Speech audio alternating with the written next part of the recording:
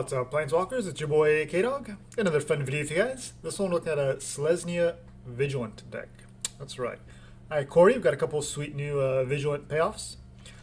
First off, we got the Alert Heedbonder. It's a 3 mana 2/4. That's 1 and then white or green for a Vigilant creature. This says at the beginning of your end step, you gain 1 life for each creature you control with Vigilance.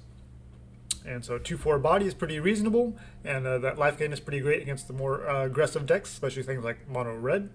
They've also got the Frondland Felidar. It's a 4 mana 3/5 with the Vigilance, and creatures you control with Vigilance have pay 1 and tap target creature. First, this seemed a little maybe underwhelming, but in playtesting, this has actually been pretty fantastic. You just attack in with all your Vigilant creatures, and then before blocks are declared, you just pay 1 and tap down all of their creatures, and they can't block. And just get through for a ton of damage, usually lethal at that point by the time you have this out and a couple minutes to activate it. You're pretty much winning the game at that point. So this actually has been really impressive. We also got the Maned Serval. It's a 1/4 for 2 mana with Vigilance. So it doesn't look too fantastic on its surface.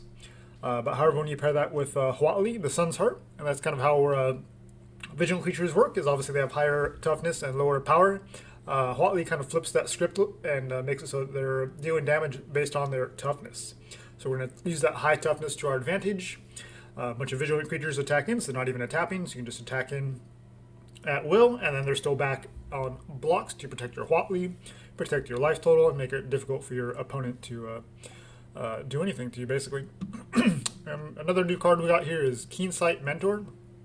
Most of these cards seem pretty underwhelming, but this one actually, I think, fits in pretty well here in the deck. It's a 1/4 for 3, so it's not amazing, but obviously that 4 toughness works great with Huatli. When it enters the battlefield, we put a Vigilance counter on target non-human creature you control. Everything in here has Vigilance except for, of course, the Mentor, and we have one other creature that this can synergize with. But otherwise, everything else is going to have Vigilance, so that's not super relevant. However, it's the pay 2, tap, and put a +1/+1 counter on each creature you control with the Vigilance. So since your Vigilant creatures are pretty understated, being able to kind of have any little ways to kind of boost them up is pretty fantastic. And so just as a 2-of, I think this works really well to serve that function. And as far as putting a Vigilant counter on a non-human, we do have the Chainweb Aracnir. Just wanted a nice 1-drop here that kind of synergizes with Huatli. There's not really any good Vigilant creatures at the 1-drop slot, so the Aracnir with Reach, and of course the 2 toughness at 1 mana works pretty fantastic, and then it can snipe off any smaller flyers on your opponent's side. As when it enters, it deals damage to its power to a creature with flying on your opponent's side. And you can escape it later on for 5 mana, and it comes back with 3 +1/+1 counters on it. So these escape cards are pretty fantastic, and the Aracnir is a personal favorite of mine. And we also got a Huatli's Raptor. It's a 2/3 for 2 mana, green and white, with Vigilance, of course. And when it enters the battlefield, proliferate. So I don't have a ton of proliferate synergy, and I don't think it's really worth forcing it in this deck, but we do have just enough that you can get some value here. Obviously, the Mentor can put counters on things, and then you can drop the Raptor to then proliferate even more. But mostly the Raptor works really well when you already have Planeswalkers on the board to kind of increase their loyalty count and give you more options for which activation you want on those. So we also have Vivien. That's our other Planeswalker, I should say. Since we are pretty skewed towards the green, we don't mind playing Vivien here at 3 green and 1 for a 4 loyalty Planeswalker. Mostly we're going to be using her +1 to put +1 counters on up to 2 creatures and giving them trample, which is fantastic, of course, with the Huatli out. And if we need to, we can always use the -3 to pick off a smaller creature. And the -5 is probably not something you're going to be using a whole heck of a lot. We do have some nice creatures here in the sideboard we can fetch in the right situation. So something to keep in mind. What else do we got here? We've got a little bit of removal here in Glass Casket. It's a 2 mana artifact. We can exile a creature with a mana cost 3 or less. So that works fantastic against some of those more aggressive decks when you need to get rid of like a Knight of Elon Legion or Priest of Forgotten Gods, things like that. And a little bit of removal here is one of the new cards, Swallow Whole. This is actually a pretty interesting card here. 1 mana at sorcery speed. We have to tap an untapped creature we control, and since all of our creatures, except for a couple of them, have Vigilance, we can attack in if we want, and then do this after combat, because the creature, of course, has a Vigilance, so we just tap it after combat. And then we exile target tapped creature on our opponent's side. So a little bit of downside. Your opponent does have a have a creature that is tapped down, but then we get to put a +1/+1 counter on the creature on our side that we tapped to pay the spell's mana cost. That's pretty cool. And that little bit of +1 counter synergy, of course, with the Huatli's Raptor is pretty cool. And we also got a Solid Footing, which is kind of an interesting little combat trick here. It's a 1-mana aura. You can play at flash speed to give a creature +1/+1. And as long as that creature has Vigilance, it deals combat damage according to its toughness rather than its power. This is kind of like copies 5 and 6 of Huatli, if you will. So this is a nice little card to kind of catch people off guard a little bit, and also to increase your power of your Vigilant creatures. So for the mana base, try to keep it real simple, no non-basics, except for, of course, the Temple Garden and Temple of Plenty. So we just have the Spider on 1. We don't mind playing a tap land, since most of our creatures are at the 2 and 3 mana. So tap land is perfectly fine for us. And then the 9 forest, since we're pretty heavily skewed towards green, and then 7 plains. Going to the sideboard real quick. It's actually pretty creature heavy, which is kind of different from what I usually do, but it just kind of feels right in this list. So that's what I'm rolling with. We do have the 2 Grafdigger's Cage for obviously all the graveyard type shenanigans going on. 1 Drannith Magistrate kind of shuts off a companion and escape, so that's pretty sweet. Hushbringer, of course, need to shut down those enter the battlefield triggers, Agent of Treachery, Gyruda, things like that. Destiny Spinner and Shifting Ceratops here to help out with those flash decks. And of course, Ceratops against any blue-based decks, just in general, is a fantastic card. The 5/4 is a little awkward for Huatli, but overall I think it's still worth it just having that protection from blue. And we also have Luminous Broodmoth here as a way to kind of protect from board wipes. Since all of our creatures have Vigilance, they don't have Flying or any other keyword abilities, so if we can get this down ahead of a board wipe, then we'll at least get all of our creatures back, and we'll have Flying counters on them, so that's pretty sweet. And we also got the Thrashing Brontodon, just fantastic against any aggro decks, and also as a way to kind of deal with artifacts and enchantments at instant speed. And extra little bit of removal here in Banishing Lights. So if we get up against a deck where Glass Casket isn't very good, then Banishing Light is usually going to come in, and especially obviously against things like Planeswalkers or any nasty enchantments you need to deal with right away. And that's pretty much the deck. Let's jump into some best of 3 and see how it does. So ever since we saw some of these new cards, I've been looking forward to kind of building around this. I've tried some different iterations. It took me a little while to kind of come up with this exact configuration, but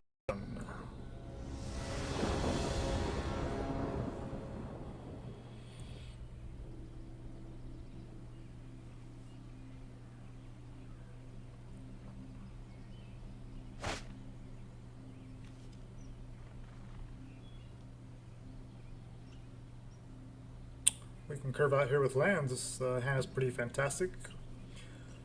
We're up against a Orion deck. So we'll temple and just look for any land.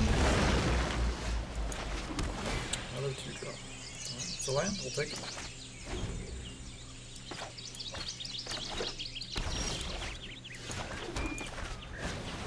Serval down.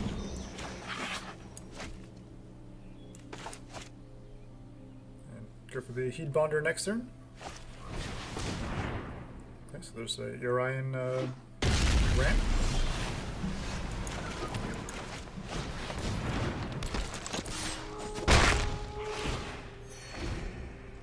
So maybe more of a control deck.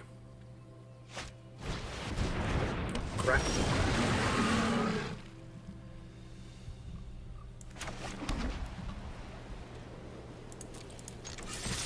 Can go super wide with this Kraken. I'm not really sure how these 2 work well together. It's not something you want to bounce. So we are getting a bunch of life thanks to the Heedbonder, so that will buy us some time. Unfortunately, we're missing a 3rd green source for our Vivien to try to pick off this Kraken before it gets too big. Ideally, like a land here to go for Huatli and Serval. That's interesting. Alright, so eventually we'll have the ability to Vivien. We shall forge a path to victory. I think we want to tap down. I think we want them to block here. Try to get rid of these. Get rid of this board. Jump block, take 8, go down to 8. It's fine with me.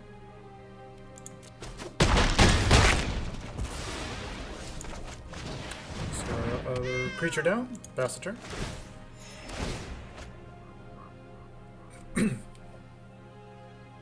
So fortunately we were able to kind of get a bigger board presence before they could go wide.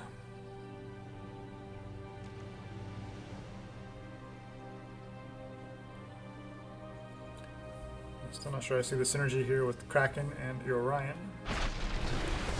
Ram through on the Heedbonder, sure.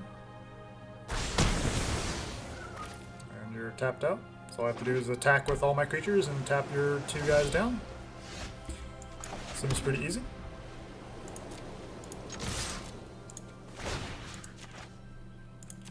Submit.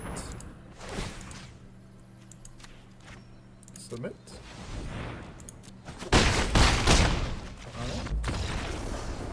And just like that. So you can see the power of the Frondland Felidar. That card is super sweet. Alright, so Vivien felt pretty awkward there. Definitely if they were kind of blue-based, the Ceratops is going to put in some work.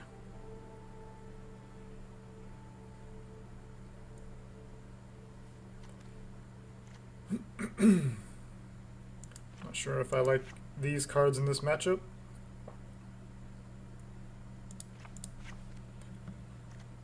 Maybe bring in the Banishing Lights, and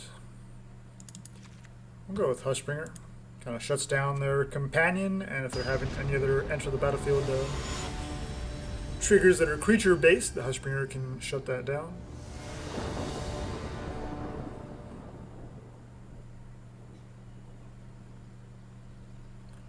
We'll leave the Glass Casket in for the Kraken and things like that.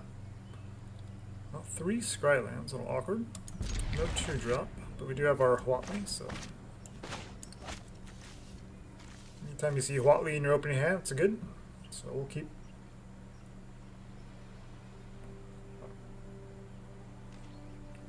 And depending on what they play, I think we'll just go with the Temple first. Scry into a non-land. Okay. Raptor is fine. 2/2 flyer. Okay.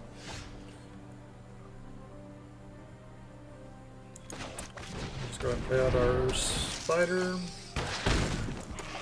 Doesn't do anything. Scry. Oh, a lot of lands. And next turn, we'll probably scry again to hopefully fight off this land pocket. Oh, Ominous Sea, that's dangerous. Again, I'm just not seeing what the payoff is with playing Orion, other than just they like playing 80-card decks.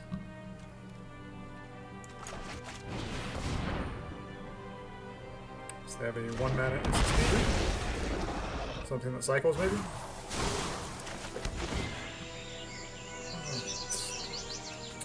I'm looking for a creature. I guess that lets us deal with this 2/2, so yeah, we'll keep it.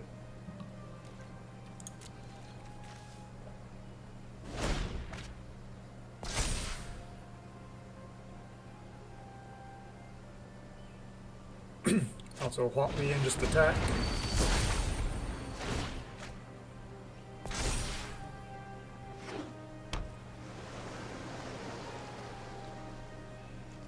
This just taps for red or blue or green. I'd rather take them off their mana here. And we could still attack them with both. If they want to trade with the Aracnir, I'm fine with that. We just escape it later on. Must be holding up a cycling card. Not sure why else that would be a positive, unless they're just on full control.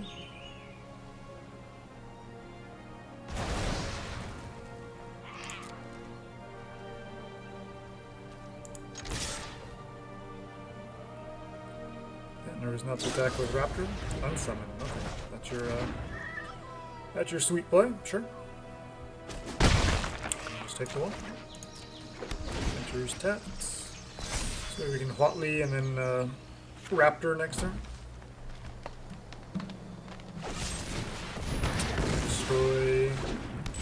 Glass Casket just so you can get your 2/2 back.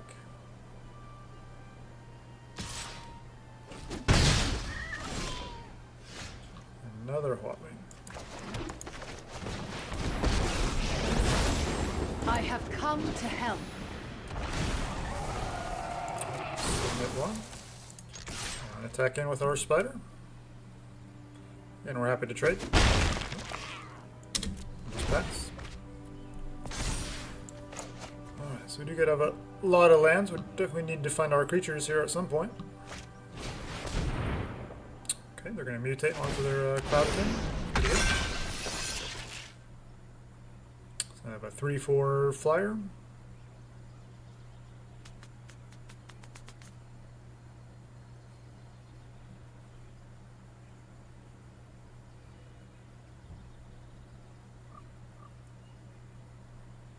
I guess we could use Orion to bounce these mutated creatures and just go wide instead of having one big creature.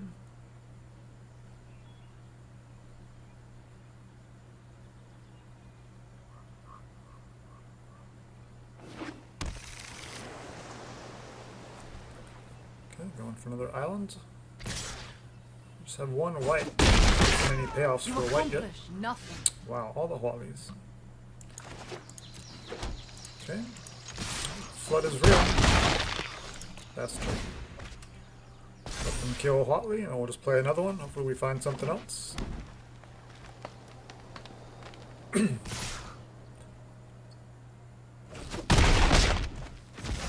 they can do Orion and then blink these and have them come back untapped.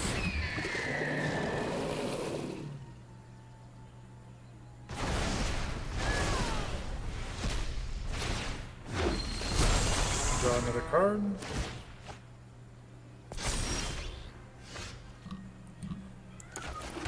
Doesn't seem like great value there, but I guess it's fun. Pick off the Cloudkins here. Play another Huatli, but we don't have good attacks. This is a 5 and 4 toughness.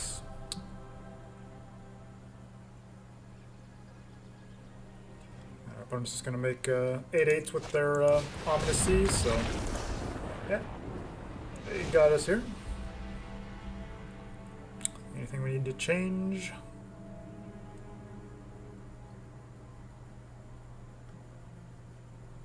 I could bring in the Brontodon maybe for the Mentor. Try it like that. So we need to pick off the Ominous Seas, we can do that. Or their Banishing Lights, seems pretty reasonable.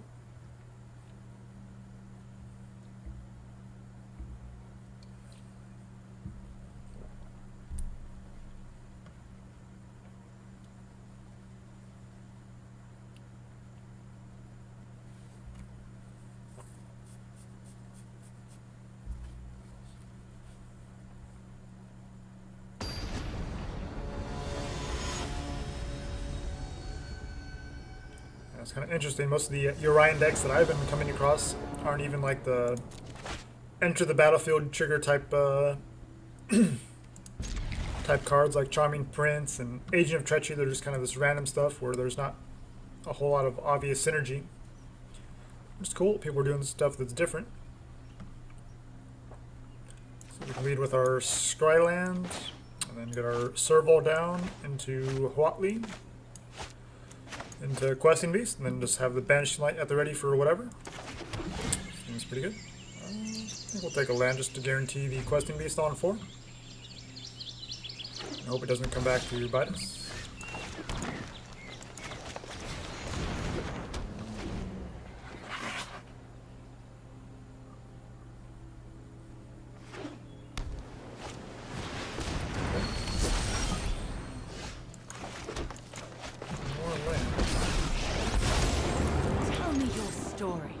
Easy attack here. Fast turn. Definitely want to try to keep Huatli alive, so no reason to. I don't think the life gain is particularly relevant. Generous Stray, sure. Adventurous Impulse. Cool little reprint. we play the Shockland, get our questing beast down.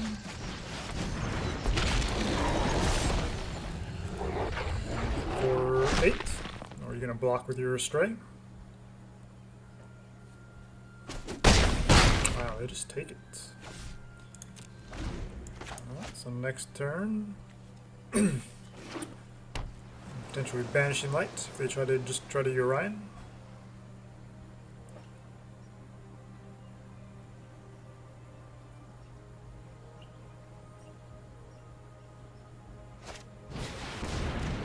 So that kind of a deck then.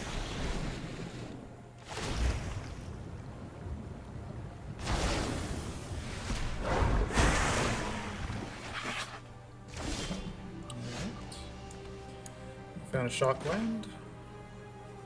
So we can Banishing Light plus Serval. Which we did. I think in this case we just take out the Stray. Force him to block with the Druid.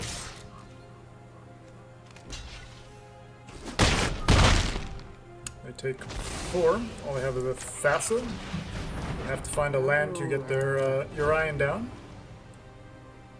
And they're a long ways from Devotion. If they just hold up mana to tap something down, they still don't have a way to deal with it. Our board state. Okay, unsummon. So you have one creature. You have another.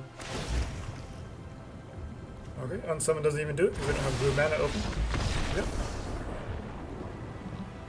Alright, so obviously game 2 we kind of flooded out a little bit, and lands and Huatlis. But if we can get our, if we can curve out, then this deck works fantastic. And in game 1, obviously you saw the power of the Frondland Felidar. Like I said, that card can just win you games. Alright guys, thanks for watching, and look forward to seeing you in the next one. Alright, take care.